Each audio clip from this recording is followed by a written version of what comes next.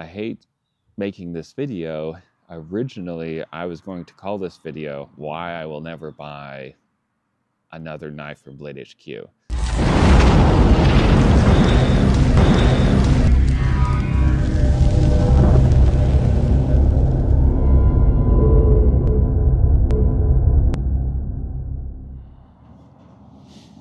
Hey guys, thanks for watching and welcome back.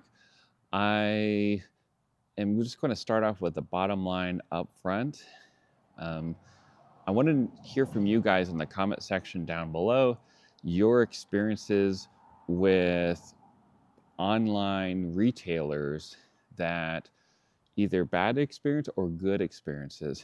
And don't limit it to just Blade HQ. Let me know like your experiences, because that's what this video is about. I'm telling you my experience, and honestly, I feel that if I'm having this experience specifically with Blade HQ, what do you guys have an experience with? You know, because at the end of the day, you know, I'm Marty from Budget Bugout. I walk up to Blade HQ or Knife Center or other vendors at SHOT Shows and blade shows, and people recognize me, right? And I don't get a big head about it, right? It feels good. I'm not going to lie about that. But if I'm getting this experience, then what is it for you guys? So I'll tell you a little bit about my experience really quickly. So basically, you guys know about the minimalist pocket knife. Well, I should say minimalist neck knife. And there's different versions. I have more than one, but this is a minimalist. It's a very small neck knife, and it has a really good hold, good retention, whatever you want to call it, with the sheath. And like I said, I have more than one of these. But what I do is I wear these whenever I work out. Sometimes when I go out into the woods, I don't want to lit up, you know, my pockets and my belt. And then I'm running as well. I've been doing a lot of running, so I wear this when I'm out there, and especially if I'm out in the middle of nowhere, you know, I feel a lot more safe with this on me. So anyways, I was very excited as the line continued to expand due to the popularity of the CRKT Minimalist. And to be specific, there's some other versions. I don't remember the name of all of them, but I think this one's called the Persian because of the Persian style blade. Notice that it does not have that same lock, that same snappy retention. And then there's this thing, which is I think it's called the katana or something of that nature, which I also have the cleaver version. So this seemed like a good combination between the cleaver and that Persian. Once again, it kind of nests in there, but this is a heavy knife, and I feel like it really doesn't have that secure of a lockup. But the Persian one is even worse. And this one is the spear point, and it will take basically no effort whatsoever for this one to fall out. So anyways, when I acquired these new versions, and I can literally shake the spear point out. I don't know if you guys can see this, but yeah, it falls out very easily. So I bought these from Blade HQ. I contacted them through the email for, you know, the customer service, and you know, I expected, you know, a few days they would reply back to me. Well, they didn't reply back to me, so which is unusual, right? Most companies, in fact, I had exercise equipment that we purchased, and that was a little defective. And anyways, I reached out to the company. They replied back 3 days, you know, with questions, and when I replied back with answers, they replied back within 48 hours. You know, the point is not that CRKT is a bad knife company, and you know, any company will occasionally make defects, right? Batches don't get QC'd as well as others, etc. So anyways, the point I'm trying to make is that after not just one email, 2 emails, 3 emails, over the course of a week and a half, 2 weeks, I got nothing back from them. By the way, this is, at this point, this is like 8 or 9 months ago. So it isn't like they're like, oh, about to reply, and I'm making this video before they can reply. So it's been a while. And then, I thought to myself, I know that I'm trying to get the same customer experience as my viewers, right? But what happens if I crank it up a little bit and I start tagging Blade HQ in some posts on Instagram, some YouTube stories, YouTube posts? I did all those things in that order, right? The first things, those stories, they disappear after 24 hours, but I figured tagging them maybe would prompt them. Nope, none of that. In fact, while I was at SHOT Show, I talked to Blade HQ, talked to the marketing people there, the ones doing the video, doing the coverage of SHOT Show 2023, and I let them know, hey, there's a situation, am I crazy? And they were like, no, let me go ahead and I will send a message directly to the head of marketing.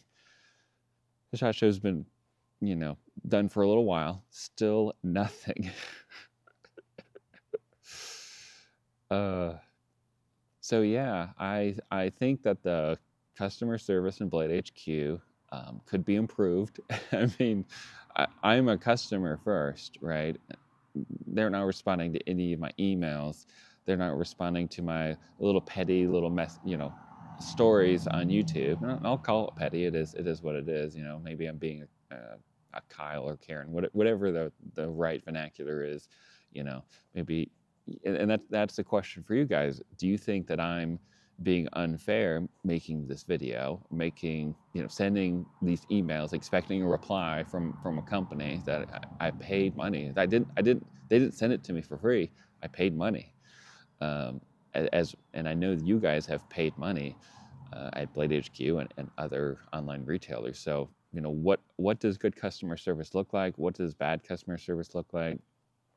Am I making this too big of a deal? I hate making this video.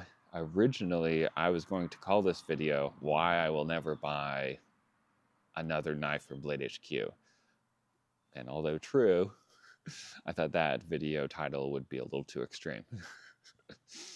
So anyways, I'm going to title this something like "An Open Letter to Blade HQ." And then maybe 8th or 9th time is the charm, and they'll actually reply back to me. Because they're not replying to their customer service emails. They're not replying to being tagged in things, referencing those emails. And they're not replying when I'm contacting their marketing people and they're direct messaging their customer service, the head of their customer service. So anyways, guys, let me know your thoughts on this. I feel like I communicated my stance and my experience pretty well. I was asked a question while I was at SHOT Show. I was like, why don't you just go up to the CRKT? Why don't you just go up to the CRKT booth and talk to Fultz, the designer? I'm like, well, that's a good question, but I didn't buy it from the designer. I'm not just going to go up to the designers of different knives and say, hey, can you switch this out for something that's not defective? Because you guys are not going to have that same, ability. SHOT Show is closed to the public. Maybe those people are going to be at Blade Show. You guys can purchase them there. But even then, Blade Show is like of random places around the U.S. It shouldn't be on you to go out of your way to buy a ticket and hotel and everything like that, so you can go and say, hey, QC this a little bit better. So it should be the customer service department of this online retailer that I purchased this from to have a returns policy that should be replacing it. I contacted them within a few days of receiving this.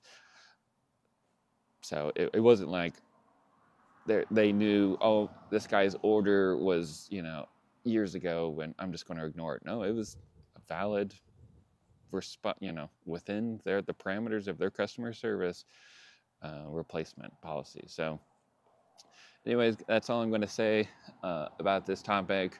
I don't really like making negative videos like this. Let me know if you guys want more of these types of, honest feedback videos. I wanted this video to be about what I think about the variants and a comparison of these different versions of knives. And I started filming that a long time ago.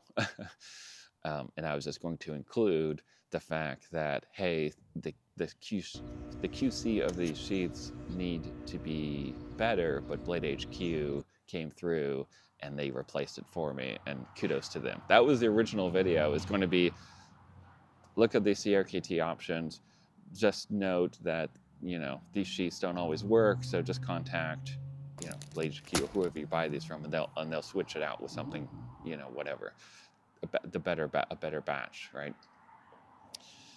But that never happened. So here we are. All right, guys, thanks for watching. Y'all stay safe out there, and remember, it pays to be repaired. God bless.